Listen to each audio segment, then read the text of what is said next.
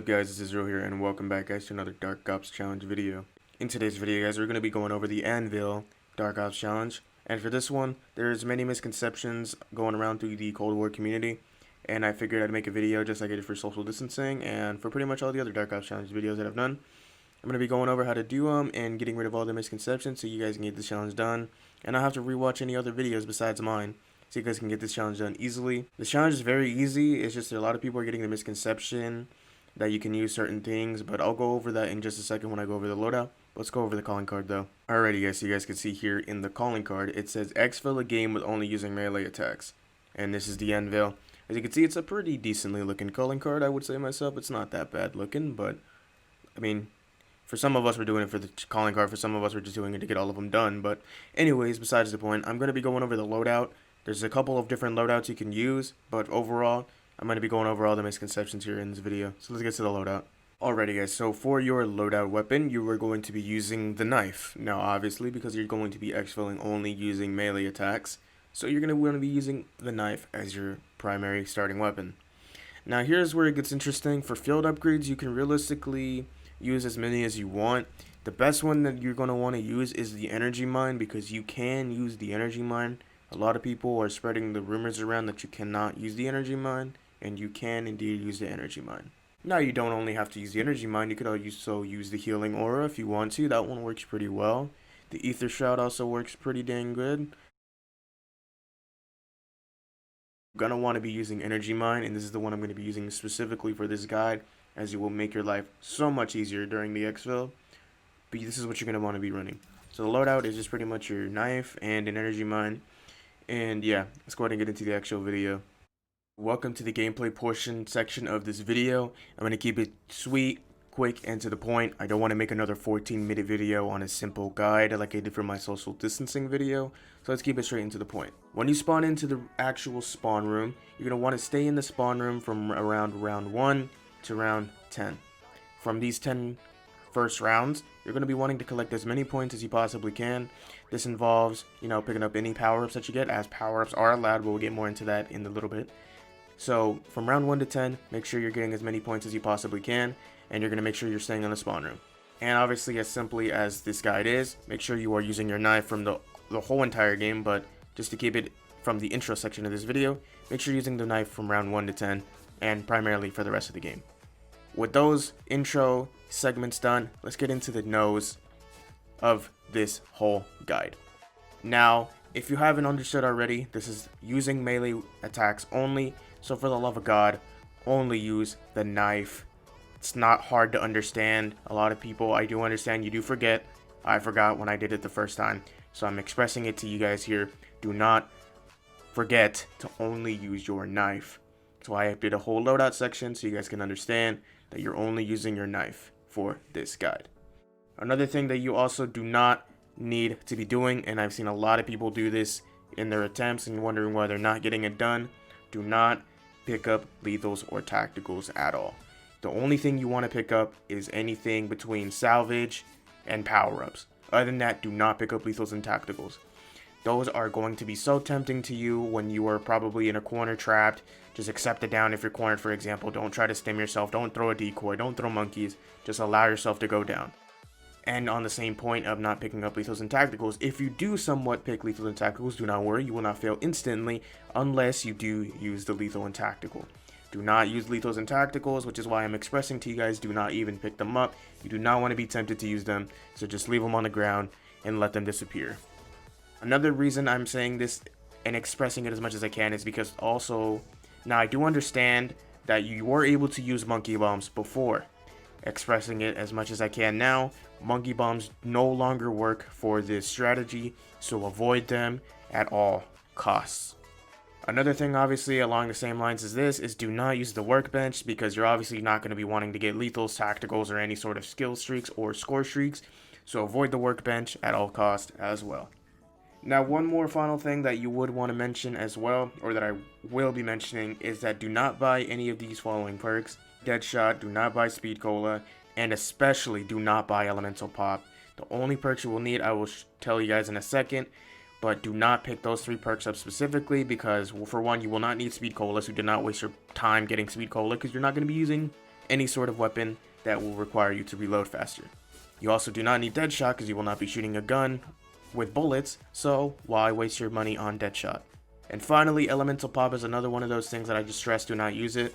I'm not sure, I haven't tested it fully yet, but from what I would assume is that if you use Elemental Pop and one of your abilities goes off from your Elemental Pop, is that can mess up your whole entire run, because I'm guessing Elemental Pop works in a way with bullets. So, I mean, I could be wrong, but I would just avoid that as well. Now, for the things that you are allowed to do, you are allowed to pack punch, though you will really not need to use it. As long as you have your knife, then it's pretty much a consistent one-hit kill until round 11, which is when you're exfilling, so you're going to be fine. You don't need to use the pack punch, but you are allowed to use it. But if you're going to be exfilling as fast as you want on round 11, you do not need it. Field upgrades, you can, of course, like I showed you in the loadout section. If you don't know, go back to the loadout section of the video. You are allowed to use field upgrades.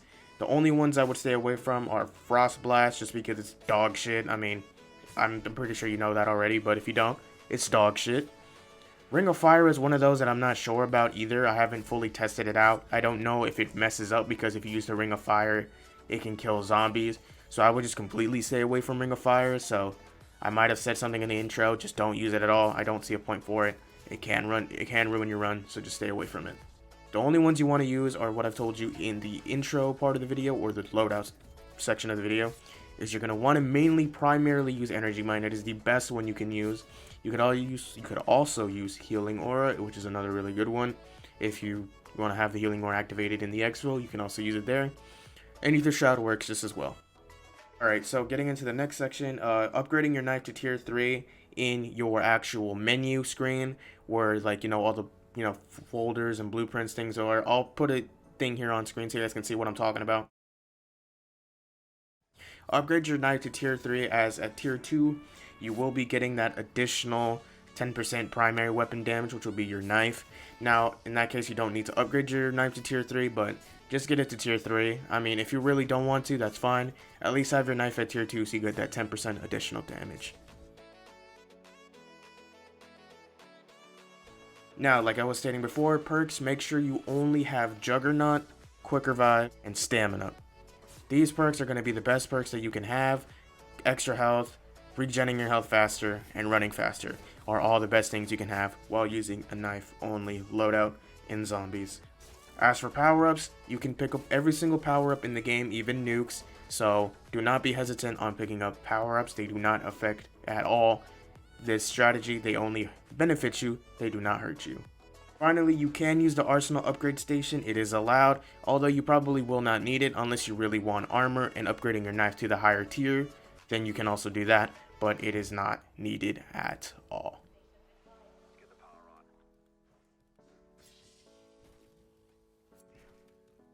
So cutting ahead to the gameplay here, I have finished round 10. I am going to be killing the last couple of zombies here on round 9. Once you kill all the zombies on round 9, follow this guide here. So you can see here we're going to be running through the left side of Nocturne Tone here on round 10. You're going to want to follow this pathway. Following this pathway will have this section of the map already open for you. So that way when you hit round 11, you just exfil and not have to worry about opening these doors and wasting time. Come through this way, and this is where you're going to be grabbing your first perk, which is going to be Quick Revive, because this is going to give you extra and faster health regeneration. So make sure you're picking up Quick Revive. For your next perk, you're going to move along, and you're going to go onto the other side of the Nocturne Tone. And once you get to this, you're going to want to open the doors as well to get to Stamina. And then while you're running up to get to your Stamina, make sure you obviously buy Stamina. And then obviously buy the next door right after that to get your Juggernaut, as that will allow you to have extra health and extra sprinting speed.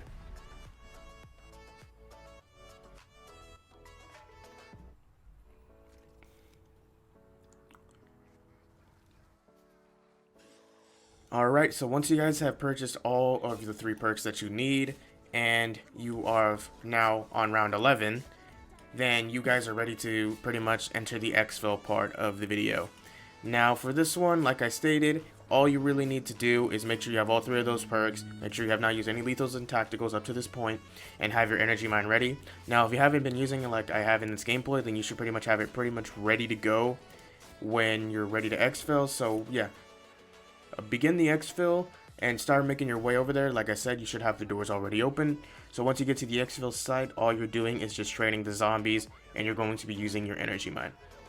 Now, I didn't use the energy mine until the exfil, so perfect timing for you to use your energy mine. So you guys can see here, I am going around here training the zombies, training them up a little bit so that way I can get the most effectiveness out of my energy mine.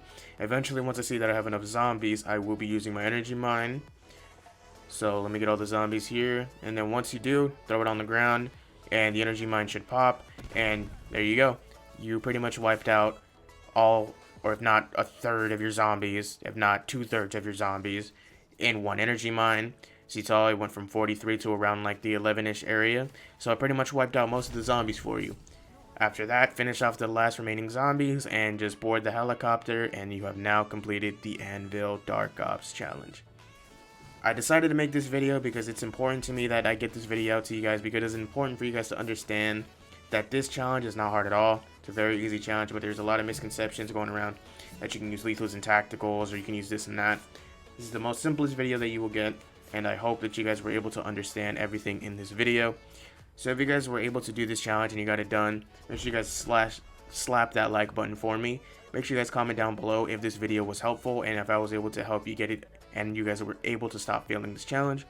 And also subscribe with post notifications on, because I will be doing every single Dark Ops challenge here in Call of Duty Black Ops Cold War. And if you did find this video very helpful and to stop you from failing this challenge, why not hit the subscribe button to reward me for helping you. Anyways guys, that's been me, Israeli, and I shall see you guys in my next Dark Ops challenge video. Have a good rest of your day. Fourth quarter shot, you know I get